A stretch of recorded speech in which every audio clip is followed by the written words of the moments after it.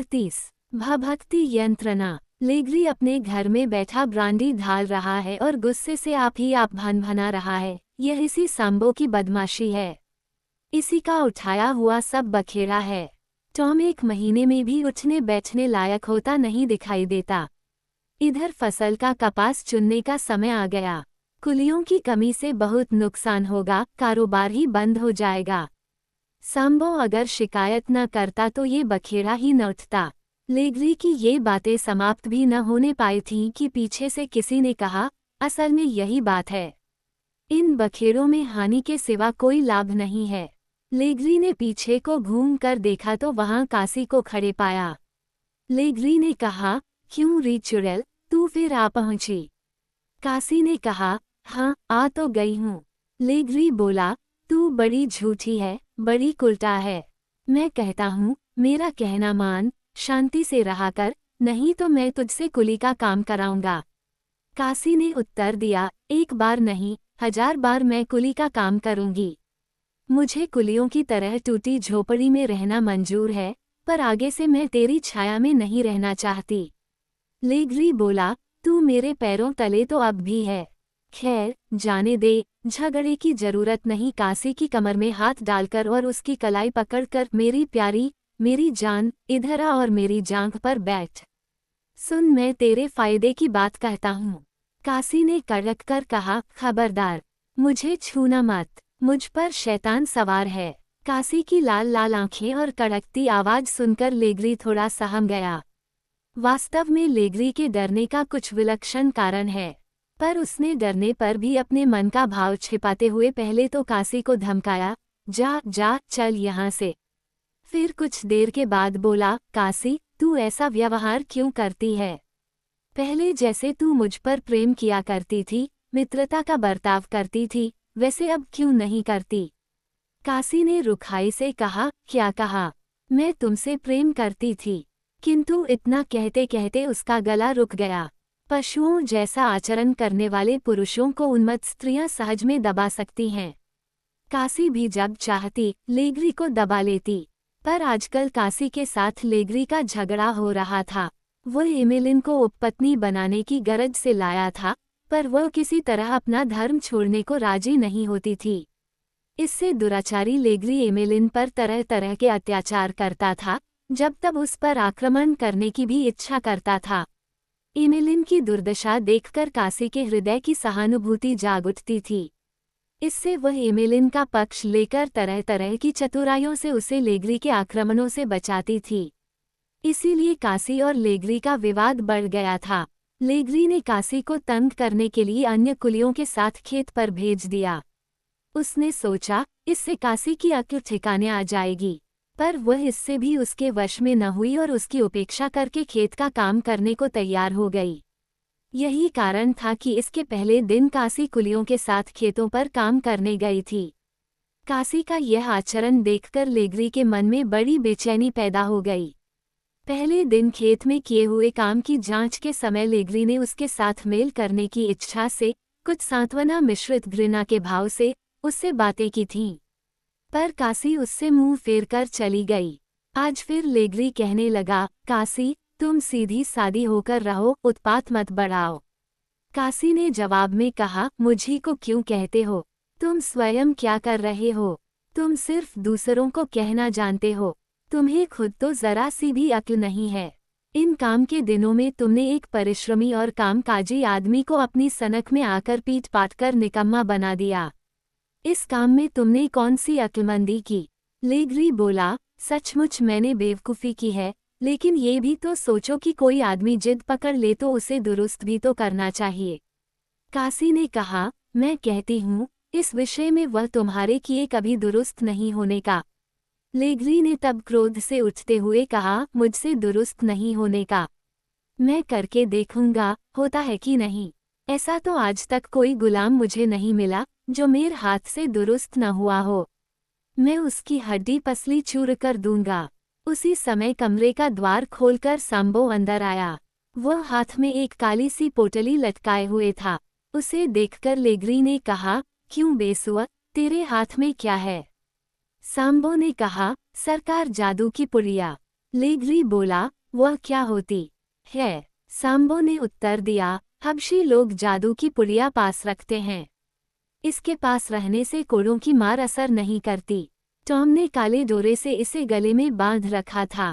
ईश्वर शून्य हृदय कायरता और कुसंस्कारों के पनपने के लिए उपयुक्त होता है। लेग्री को ईश्वर पर जरा भी विश्वास न था, इसी से उसका मन नाना प्रकार के कुसंस्कारों का घर बना हुआ था। ज्यों ही उसने पोटली को हाथ में लेकर खोला, त्यों ही उसमें से एक चांदी का सिक्का और लंबे घुंघराले बालों का एक गुच्छा निकला। सुवर्ण की तरह चमकता हुआ वह बालों का गुच्छा किसी जीवित पदार्थ की तरह लेग्री की उंगलियों से चिपट गया। वह भय से चिल्लाकर बोल उठा, चूल्हे में जाए। उसका तात्कालिक भाव देखकर मालूम हुआ, मानो बालों के इस गुच्छे के छू जाने से उसका हाथ जल रहा है। वह जोर से जमीन पर लात पटक कर अंगुलियों से बालों को छुड़ाकर फेंकते हुए सांबो से बोला, तुझे ये बाल कहाँ मिले? ले, अभी तुरंत ले जाकर जला डाल। इतना कहकर सामने जलती हुई आग में उन बालों को फेंक दिया और सांबो से बोला, खबरदार, जो ऐसी चीजें फिर कभी मेरे पास लाया। सांबो आश्चर्य से देखता खड़ा रह गया। कासी भी ये देखकर विस्मय से लेग्री का मुंह ताकने लगी। लेग्री ने कुछ स्थिर होकर सांबो को घूंसा दिखाते हुए कहा, फिर कभी मेरे सामने ये जंजाल मत लाना। लेग्री का ऐसा रुख देखकर सांबो वहां से 9-2-11 हो गया। उसके चले जाने पर लेग्री यह सोचकर कि ऐसी छोटी सी बात पर मुझे इतना गुस्सा नहीं करना चाहिए, कुछ लज्जित सा हो गया और फिर गिलास में ब्रांडी ढालकर गले में उड़ेलने लगा। कासी बाहर आकर चुपके से टॉम को कुछ दवा पानी देने चली गई। यहाँ ये जानने की उत्कंठा होगी कि बालों के इस गुच्छे को देखकर लेग्री का क्रोध इतना क्यों भड़क उठा। वो उन्हें देखकर इतना क्यों डर गया। इसका मूल कारण जानने के लिए लेग्री के पूर्व जीवन की 2-4 घटनाओं का उल्लेख करना आवश्यक है। इस पापात्मा लेग्री की माता अत्यंत सच्चरित्र और स्नेहमयी थी, अतः कितनी ही बार उत्तम उत्तम भजनों के शब्द और ईश्वर का नाम लेग्री के कानों में बचपन में पड़ता रहा था। किंतु माता जितनी धार्मिक थी, पिता उतना ही दुष्टात्मा था। लेग्री की उम्र बढ़ने के साथ साथ उसके स्वभाव पर उसके दुष्ट पिता के संस्कार गहरे होने लगे। लेग्री की मां आयरलैंड के एक किसान की बेटी थी। उस सहृदय रमणी का भाग्य दैवेच्छा से इस पाश्विक प्रकृति वाले हृदयहीन मनुष्य के साथ बंध गया। युवावस्था शुरू होने के पहले ही लेग्री ने नाना तरह के नीच कर्मों में हिस्सा लिया था और इस विषय में अपनी साध्वी मां के रोने झींकने की भी कोई चिंता नहीं की थी। धन कमाकर उसके द्वारा भोग विलास करना ही उसके जीवन का एकमात्र लक्ष्य था। 17-18 वर्ष की उम्र में ही उसने घर छोड़कर अपने को जहाज के काम में लगाया। उस समय से वह जल मार्ग से जाने वाली महिलाओं पर समय असमय घोर अत्याचार करता था। इसके बाद लेग्री केवल एक बार ही अपने घर गया था। उस समय उसकी माता ने उसे घर पर रहकर ही भले लोगों की तरह जीवन बिताने को कहा। माँ के रोने धोने से लेग्री का मन क्षण भर के लिए पसीजा। उसकी जिंदगी में केवल यही क्षण उसके सुधार के लिए उपयुक्त था।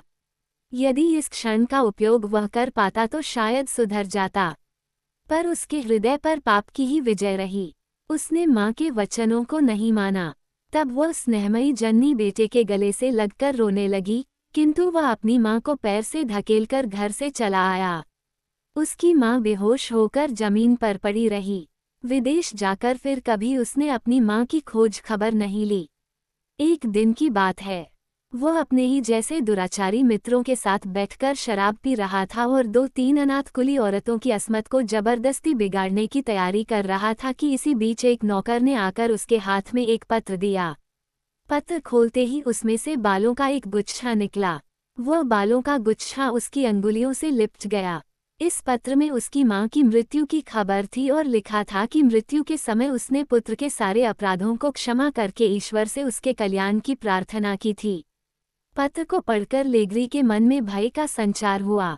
अपनी माँ के वे सजल नेत्र उसे याद आए जब वह उसे अंतिम बार पैर से धकेलकर चला आया था। माता द्वारा मृत्यु के समय की गई प्रार्थना का स्मरण करते ही उसका हृदय कांप उठा। परंतु ब्रांडी की बोतल और कुली युवतियां सामने बैठी थीं। यदि जल्दी ही जननी संबंधी सारी स्मृति को हृदय से दूर नहीं किया तो सारा मजा ही किरकिरा हो जाएगा। उसने तुरंत अपनी जन्नी के बालों का गुच्छा और वह चिट्ठी आग में डाल दी। पर बालों के उस गुच्छे के जलते ही उसे फिर उसी भयंकर नरक की याद आई। उसका हृदय फिर कांप उठा, किंतु वह सामने रखी हुई बोतल से ब्रांडी ढाल ढाल कर पीने लगा और किसी तरह इस भयानक चिंता से अपने को बचाने की फिक्र करने लगा। कुछ देर के लिए ब्रांडी ने उसके हृदय से वह स्मृति दूर कर दी, पर तब से प्रायः वह रात्रि के समय अपनी माँ को अपनी चारपाई के पास ही खड़ी देखा करता था। माँ का चेहरा उदास होता और उसकी आंखों में आंसू होते। माँ के वे बाल आकर उसकी अंगुलियों में लिपट जाते और वह भय तथा त्रास से कांप जाता। बाल जलाने के संबंध में लेग्री के जीवन में एक ऐसी ही घटना घट चुकी है, इसी से आज फिर बाल जलाने के समय उसे बड़ा डर लगा। इसी कारण वह सांबो पर इतना गुस्सा हुआ था। सांबो और काशी के चले जाने पर भी वह अपने मन को स्थिर नहीं कर सका।